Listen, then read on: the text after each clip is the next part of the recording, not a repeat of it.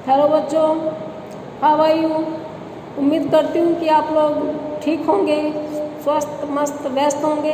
व्यस्त पढ़ने में बेशक ना हो, किसी न किसी काम में तो होंगे ही। हम लोग रोज़ एक विषय पर बात करते हैं, रोज़ किसी न किसी टॉपिक को छूते हैं, उसको डिस्कस करते हैं। इस क्रम में अभी हम लोगों ने साहब को जुकाम है एकांकी पर बात करना शुरू कर रखा है। साहब को जुकाम है एकांकी हिंदी के मशहूर रंगकर्मी, मशहूर एकांकीकार उपेंद्र नाथ अश्क द्वारा रचित है। उपेंद्र नाथ अश्क का परिचय, उनका व्यक्तित्व और कृतित्व मैं एक सेपरेट वीडियो में आप लोगों के सामने रख चुकी हूँ। मैं उम्मीद करती हूँ कि आप उस वीडियो को देखेंगे, सुनेंगे, आपके सिलेबस के लिए ज़रूरी चीज़ों को आप पढ़ेंगे, ये मैं हमेशा आपसे उम्मीद करती हूँ। अभी मैं ये बताना चाहूँगी कि साहब को जुकाम है एकांकी नाटक और एकांकी से ही रिलेटेड हो गया। नाटक और एकांकी का विषय होता है घर गृहस्थी, स्कूल कॉलेज, मैदान, फिल्म इंडस्ट्री, लोगों की दिनचर्या, बेरोजगारी, महंगाई, प्रेम की पीड़ा, देशभक्ति, ये जितने भी विषय हो सकते हैं सब पे लिखते हैं और फिर उनको मंचित करते हैं। लेकिन इस एकांकी में उन्होंने अपने ही क्षेत्र के विषय को उठा लिया कि ये जो नाटक लिखते हैं, एकांकी लिखते हैं और उनका रंगमंच पे मंचन करते हैं, ये कोई मंगल ग्रह से आए हुए प्राणी नहीं होते, ये भी हमारे आपके बीच से ही आए होते हैं। और इसी तरह एक दूसरे की छिछाले दर करना, इसी तरह तेरा मेरा करना, इसी तरह निंदा, स्तुति, प्रशंसा, चमचागिरी, ये सारे जो मानवीय चारित्रिक दुर्गुण हैं, ये इन सब में भी उतने ही हैं। ये कोई दिव्य नहीं हो जाते अगर ये लोग भाई एकांकी और नाटक के विधा में है तो ये कोई दिव्य हो गया, ऐसा कुछ भी नहीं है। तो कल मैंने कुछ गद्यांशों की व्याख्या समझाई थी, प्रसंग संदर्भ बताए थे, मैं उससे आगे की बात अब करूँगी। पेज नंबर 50 हमारी किताब में, पेज नंबर 50 में लास्ट का जो गद्यांश है उसमें शीतल एक आगंतुक या मेजबान धीरेन्द्र दत्त साहब के यहाँ कहता है कि रंगशाला के पास कोई प्रोग्राम नहीं एक नाटककार को अपना नया नाटक खेलना था, एक अभिनेता उस नाटक में नायक बनने का शौकीन था, एक देवी नायिका के रूप में उतरना चाहती थी, 2-4 लोग उन देवी जी की प्रसन्नता प्राप्त करना चाहते थे। सो उन सब ने मिलकर रंगशाला की स्थापना कर दी। नाटक होने पर सबका मन चीता हो गया और संस्था फटे बुलबुले सी बैठ गई। मैं यह सब पहले से ही जानता था, मेरे पास भी उन देवियों के प्रशंसक आए थे, पर मैं अलग ही रहा। ये ब्रैकेट में लिखा होता है कि वो कैसे वलियों के से अंदाज में, संतों के से अंदाज में हाथ झड़का के बोलेगा और ठीक उसी तरह हमको बोलना है, क्योंकि आखिरकार ये दृश्य काव्य है। इनको सिर्फ पढ़ने के लिए नहीं लिखते हैं, इनको लिखने वाले मंचित करने के लिए लिखते हैं, तो वो निर्देश देते हैं ब्रैकेट्स में। हाँ, तो अब इसकी व्याख्या। शीतल और ब्रज बिहारी की बात हो रही है। जब ब्रज बिहारी कहते हैं कि यहाँ तो कोई है ही नहीं, ना विपुला जी है, ना मिसेज पांडे हैं, दूर दूर तक कोई नहीं है, मिसेज सचदेवा भी नहीं है, और पुनः शीतल से पूछता क्या आप रंगशाला से संबंधित हैं। रंगशाला भी एक संस्था का नाम है जो नाटक खेलती है, नाटक का मंचन करती है। अब देखिए, रंगशाला से पूछ लिया तो कितना बुरा लग गया, जैसे किसी हीन व्यक्ति के, हम जिसको हीन व्यक्ति समझते हैं, कोई हमें कह दे कि अरे आप उसके दोस्त हैं क्या, तो हम कैसे बोलते हैं, अरे वो उसका तो कोई लेवल ही नहीं है, हम उससे बात नहीं करते, आपने किसकी बात छेड़ दी, मेरा ये है, मेरा वो है, उसकी है, और मुझे तो पहले से पता था उसके बारे में, मैं तो दूर ही रहता हूँ ऐसे लोगों से। वो वाली टोन यहाँ पे है इसकी। तो जब व्याख्या करते हैं तो हमें संदर्भ बताना होता है कि ये क्यों बोला गया, इसके पहले क्या बात हुई थी कि जिसलिए ये कहना पड़ा। अगर कविता है, छोटी कविता है, तो हम ये, हमारे पास ऑप्शन ही नहीं होता, तब हम ये बताते हैं कि किस विषय की कविता है। लेकिन पाठों में जो गद्य के लेख हैं, कहानी, निबंध, उपन्यास, उनमें हमें ये करना होता है। तो ब्रज बिहारी के ये पूछने पर कि क्या शीतल साहब रंगशाला से संबंधित है, रंगशाला इन्वर्टेड कोमा में, तब जो जवाब शीतल देते हैं उसी का इस गद्यांश में चित्रण है। ये इसका संदर्भ है कि वो कहता है कि रंगशाला के पास कोई प्रोग्राम है क्या, ऐसी बेकार की फटेली संस्था है, और बुरी तरह हंसता है। असल में रंगशाला बनने का पूरा वो कच्चा चिट्ठा टाइप का अपनी तरफ से खोलता है कि एक नाटककार के पास एक नाटक था, उसको अपना नया नाटक रंगमंच पर मंचित करना था। एक अभिनेता उस नाटक में नायक बनने का शौकीन था, एक देवी नायिका के रूप में उतरना चाहती थी, और 2-4 और लोग थे जो उन देवी जी की प्रसन्नता प्राप्त करना चाहते थे। तो सब उनने मिलकर रंगशाला की स्थापना कर दी कि एक तो नाटककार था, उसको अपना नाटक रंगमंच पे दिखाना था, एक उसमें अभिनेता बनना चाहता था, एक देवी जी को नायिका के रोल में उतरना था, 2-4 और लोग थे जो देवी जी को पसंद करते थे, उनको देवी जी का प्रसाद कृपा पात्र बनना था। तो कुल मिलाकर घर की संस्था गठित कर दी। वो देवता आ गए, वो देवी जी आ गई, वो उनके भक्त आ गए, प्रशंसक आ गए, और उन्होंने मिलके रातों रात एक संस्था खड़ी कर दी। एक नाटक के मंचन के लिए इतने लोग जुड़े, नाटक हो गया तो सबका मन शांत हो गया। बोलते हैं ना, जो भाई बच्चा गुड़ के लिए रो रहा हो तो गुड़ की कांकरी उसको दे दो, बच्चा राजी। यही बात यहाँ पर हुई। नाटक खत्म हो गया तो संस्था फटे बुलबुले की तरह बैठ गई। और फिर संतों की चित्र कहता है कि उसको ये सब पहले से मालूम था, वो दूर ही रहता है ऐसे लोगों से। प्रशंसक जो उन देवी जी के थे मेरे पास भी आए थे, पर मैं भैया अलग रहता हूँ उन चीज़ों से। और फिर मैं याद दिला दूँ कि हमको मैं तुम आपका प्रयोग नहीं करें, हमें थर्ड पर्सन सिंगुलर और प्लूरल अन्य पुरुष जो बहुवचन और एक वचन इसका प्रयोग करना। कि शीतल कहता है कि वो अलग रहा इन चीज़ों से, वो नहीं पड़ा, फिर में बंद कर दिया उसने मिलना। फिर ब्रज बिहारी पूछता है तो क्या रंगशाला में आप इसका मतलब डॉट डॉट डॉट, और आगे उसको बोलने से रोक दिया गया। बीच में किसी को बोलने से रोकते हैं तो इसी तरह डॉट डॉट डॉट लग जाता है। तो शीतल जवाब देते हैं वह संस्था सरकार से कुछ अनुदान प्राप्त करने के लिए स्थापित की गई थी। बड़े धूम धड़ाके से तुलसीदास के जीवन पर एक रेडियो नाटक को रंगमंच पर प्रस्तुत करके उन्होंने दर्शकों को बोर किया। लेकिन इसी बीच में संस्थापकों में झगड़ा हो गया और रंगशाला ऐसी नींद सोई कि उसके जागने की जरा भी आशंका नहीं। रंगशाला के पीछे पड़ गया शीतल। ब्रज बिहारी फिर पूछ रहा तो क्या रंगशाला में आप मतलब कि आपकी कोई भूमिका नहीं है? मतलब कि निकालना पड़ रहा क्योंकि सेंटेंस बीच में रोक दिया गया था शीतल के द्वारा। तो शीतल कहता है असल में वो संस्था सरकार से पैसे लेना चाहती थी, ग्रांट चाहती थी, अनुदान चाहती थी, दान चाहती थी, चंदा चाहती थी। तो इन्होंने वो संस्था बना दी और तुलसीदास जी के जीवन पर बड़े ही धूमधाम से एक रेडियो नाटक का मंचन करके दर्शकों को बोर किया, यानी कि जरा भी बढ़िया वो नाटक नहीं था। लेकिन इसी बीच में संस्था बनाने वालों में आपस में बढ़िया से झगड़ा हो गया और उस झगड़े के कारण संस्था ऐसी नींद सोई कि अब जागने की आशंका नहीं है। यानी संस्था का कबाड़ा हो गया, संस्था का सत्यानाश हो गया, संस्था अब कभी खड़ी नहीं होगी, कोई उसको फिर से पुनर्जीवित नहीं कर सकता। ये ऐसी सोई कि नई नींद खुलेगी का मतलब संस्था मिट गई, खत्म हो गई, उसका अस्तित्व खतरे में नहीं है, अस्तित्व ही समाप्त हो गया। और इतना बोलने के बाद आत्मसंतोष से शीतल सहाय स्वयं हंसते हैं।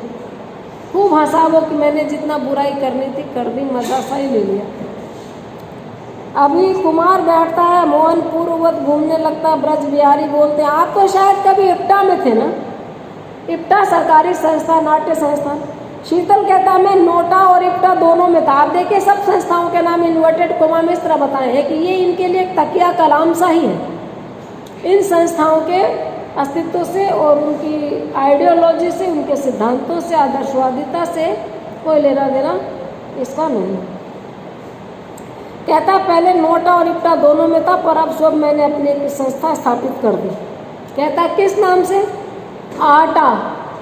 आटा बोलता है और बहुत ही इन्वर्टेड कोमा में बहुत ही अजीब अंदाज में लिखा गया है। मोहन कुर्सी खींचकर बैठ जाता है। ब्रज बिहारी और शीतल बातों के प्रभाव में बहते घूमने लगते हैं। अब शीतल कहता आपने आटा का नाम नहीं सुना? इलाहाबाद एमेचर थिएट्रिकल एसोसिएशन या आर्ट सर्कल का नाटक शहजादा सलीम तो सफल ही हमारे कलाकारों के सहयोग से हुआ। आप बात क्या करते हैं, जब ये आटा बोलता है और ब्रज बिहारी आश्चर्य से पूछता है आटा, तब ये कहता है कि अपने आटा का नाम नहीं सुना। इलाहाबाद एमेचर थिएट्रिकल एसोसिएशन, इसका एब्रीविएटेड फॉर्म, इसका संक्षिप्त नाम है आटा। और बोलते हैं कि आर्ट सर्कल जिसके यहाँ आए हुए हैं, आर्ट सर्कल का नाटक शहजादा सलीम सफल हुआ था, उसी की सफलता की खुशी में ये चाय पार्टी रखी गई है। वहाँ आके कह रहा है कि ये जो शहजादा सलीम नाटक सफल हुआ है उसमें हमारे आटा के कलाकारों का सहयोग था, इसीलिए बख्तियार, दारोगा, जाफरान और सितारा के पार्ट तो हमारे ही कलाकारों ने अदा किए। आटा हमारे शहर की सबसे पहली संस्था है जिसने हिंदी का मौलिक नाटक खेला। 4 पात्र उस नाटक में और थे, शहजादा सलीम और अनारकली के अलावा बख्तियार, दारोगा, जाफरान, सितारा। कह रहा है कि वो तो हमारे संस्था के लोगों ने खेला था, वो पार्ट और नाटक सफल हुआ, तो हमारा तो बहुत बड़ा रोल है इसमें।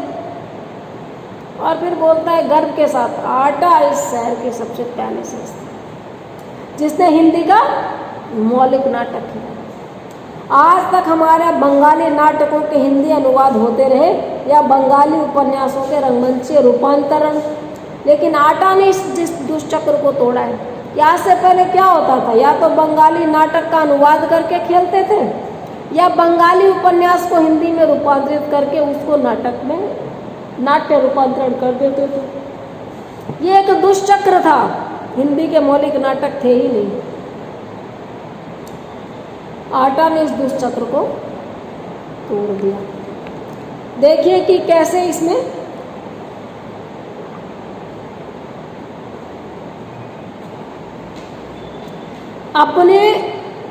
अपनी तारीफ की गई है, गर्व की अनुभूति है। हमें गर्व बड़ी जल्दी हो जाता है। Proud to be Hindu, proud to be Indian, proud to be फलाना, प्राउड टू बी ढिमका। अरे भाई हम हिंदू हैं, इसमें हमारा क्या योगदान है? हम यहाँ जन्म गए, हिंदू घर में जन्म गए, हिंदू हो गए। हम मुस्लिम क्या जन्म जाते तो हमको मुस्लिम होने पे प्राउड हो जाता। अफ्रीका में, अमेरिका में, इंग्लैंड में बाई चांस कहीं पर भी हम जन्म सकते थे। बाई चांस हम गोरे होते, बाई चांस हम काले होते, बाई चांस ऐसी चीज़ों पे गर्व करते हैं जिसमें हमारी कोई भूमिका नहीं थी, हमारा कोई रोल नहीं था। गर्व करना इस देश की राष्ट्रीय बीमारी है। ये हमारे नाटककार ने, उपेंद्र नाथ अश्क ने, मोहन राकेश ने, हरिशंकर परसाई ने बार बार हमें बताया है कि कौन सी चीज़ें हैं जिस पर हम गर्व करते हैं। भारतीय होने पर गर्व, अमेरिका में जन्म हो जाता तो अमेरिकन होने पर गर्व होता। यानी कि आइडियल स्टेट भारत नहीं है, आइडियल है हमारा कहीं जन्म लेना। जहाँ हम जन्म लेंगे वहाँ के लिए हम गौरवान्वित महसूस करेंगे।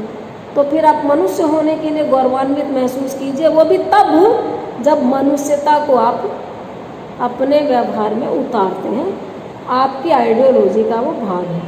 तो यहाँ पर इसके गर्व पर भी अट्टहास सा लगाया जा रहा है। और ब्रज बिहारी बैठता है, बैठते बैठते कहता है यहाँ की बात मैं नहीं जानता, मुझे यहाँ बहुत दिन नहीं हुए, पर इप्टा ने तो कई मौलिक नाटक खेले। इप्टा देखिए भारत की जानी मानी संस्था नाटक के क्षेत्र में। शीतल उसके पास आके पूछता है कि आप इप्टा के मेंबर हैं। इप्टा की तारीफ कर दी तो इप्टा के मेंबर हो गए। मैं अगर बोल दूँ विश्व के सारे देश एक हैं तो कहेंगे आप पाकिस्तानी एजेंट हैं। भैया मैंने यही तो कहा कि सारे देशों की इज्जत करनी चाहिए। तो यहाँ पर भी वही बात है, वो बोल रहा है कि इप्टा ने मौलिक नाटक खूब खेले, आप ये इल्ज़ाम गलत लगा रहे हैं कि भारत में पहले दुष्चक्र था और हिंदी नाटकों में हम ही ने नया मौलिक प्रयोग शुरू किया। तो मोहन बोलता है कि मैं इप्टा का मेंबर नहीं हूँ, पर मैंने कुछ वर्ष पहले इप्टा का एकांकी जादू की कुर्सी देखा था। कुर्सी एक तो मौलिक था और मजा यह कि जिन पर फब्तियाँ कसी गई थी वे भी कुर्सियों पर उछल उछल पड़ते थे। कि मैं मेंबर नहीं हूँ, लेकिन आप जो कह रहे हैं कि कभी नहीं खेला गया, पहल हम ही ने की है, तो कुछ वर्ष पहले मैंने इप्टा का एक एकांकी देखा था, जादू की कुर्सी। एक तो वो मौलिक था, पहली बार लिखा गया था, किसी की नकल नहीं था, और दूसरी बात कि जिन पर व्यंग किया गया था, जिनका मजाक बनाया गया था, वो भी कुर्सियों पर उछल उछल पड़ते थे। इतना करारा व्यंग था कि इग्नोर नहीं किया जा सकता था। ब्रज बिहारी कहता है जादू की कुर्सी तो यहाँ भी हुआ था। हाँ, यहाँ भी देखा था। शीतल कहता मैं इन दिनों इप्टा में ही था। उसे आप नाटक कहते हैं? नकल का सुधरा रूप, न कहीं छपा था, न उसकी कोई पांडुलिपि थी। जरूरत के अनुसार अभिनेता उसमें संवाद बदल लेते थे। बोलता है शीतल जवाब में कि मैं उन दिनों इप्टा में ही था, और उसका आप नाटक कह रहे। वो जोर से गंदा सा हंसता है। नाटक का सुधरा हुआ थोड़ा सा रूप था।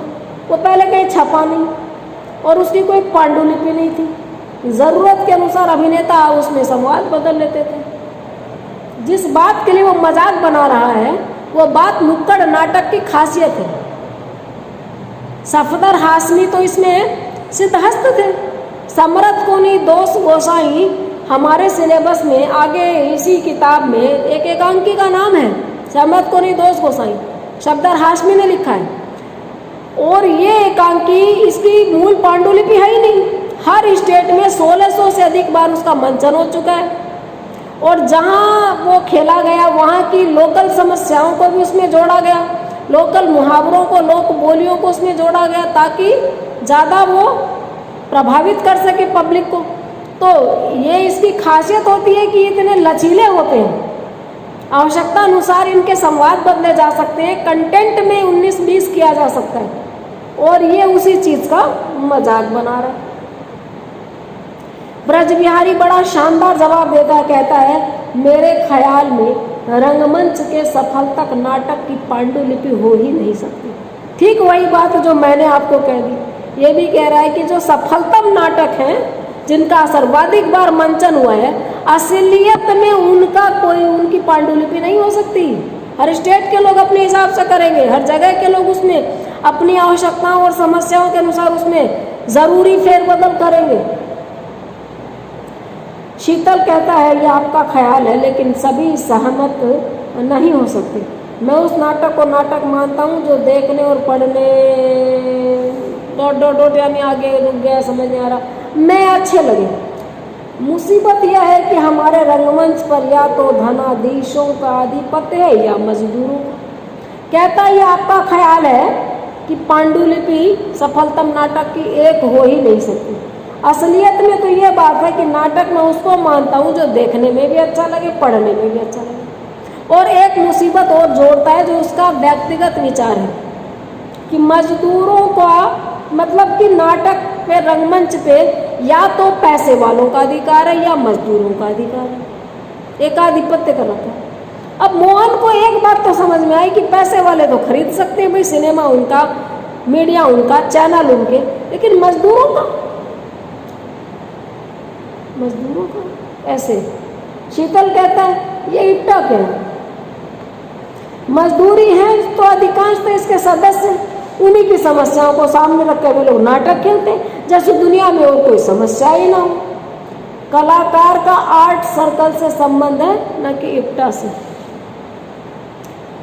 गरीबों की और मजदूरों की, सर्वहारा वर्ग की समस्याओं को रेखांकित करने के लिए कम्युनिज्म के बैनर तले या साम्यवादी विचारधारा के तले इप्टा अपने नाटकों की विषय वस्तु भी रखता है और प्रस्तुतिकरण भी करता है।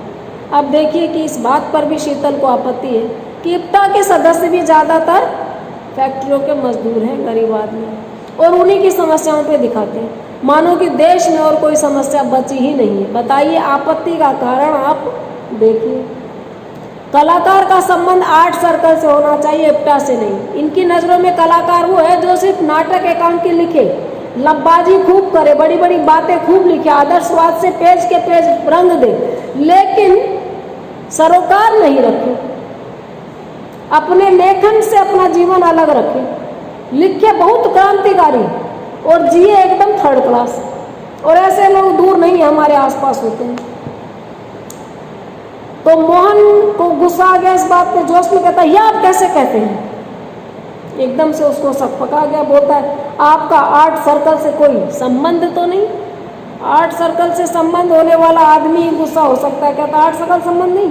मोहन कहता नहीं, लेकिन आगे फिर पूछता है, आर्ट एसोसिएशन से कोई संबंध? बोलता है नहीं। मगर तो आप किस संस्था के प्रतिनिधि के रूप में आमंत्रित हैं? आप उसके भी सदस्य नहीं, आप उसके भी सदस्य नहीं, आप उसके भी सदस्य नहीं, लेकिन आपको गुस्सा भी आता है, आप उनका पक्ष भी रखते हैं। तो आप यहाँ पर किस संस्था के प्रतिनिधि की हैसियत से आए? तो मोहन बड़ा शानदार जवाब देता है, मैं किसी संस्था का मेंबर नहीं और सबका मेंबर हूँ।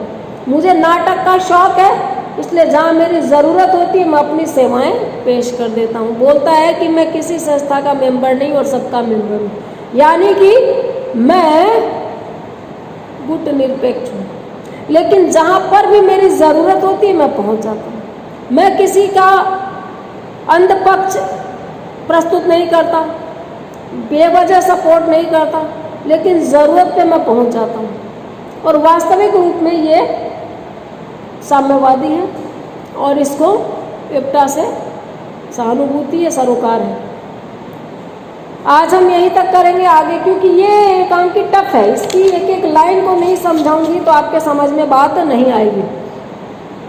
प्रसंग अगर आ जाए तो पाठ्य पुस्तकों में संकलित महत्वपूर्ण एकांकीकार उपेंद्र नाथ आश्क के नाट्य जीवन से संबंधित एकांकी साहब को जुकाम है से प्रस्तुत गद्यांश उद्धृत ये लिखेंगे। संदर्भ में हम हमारे सामने जो व्याख्या के लिए पैरा दिया हुआ है उसके ऊपर के गद्यांश को थोड़ा सा रिलेट करते हुए लिखेंगे कि ऐसी बात हो रही थी, इसलिए ये बात हुई, तो ये गद्यांश फलाने बोला।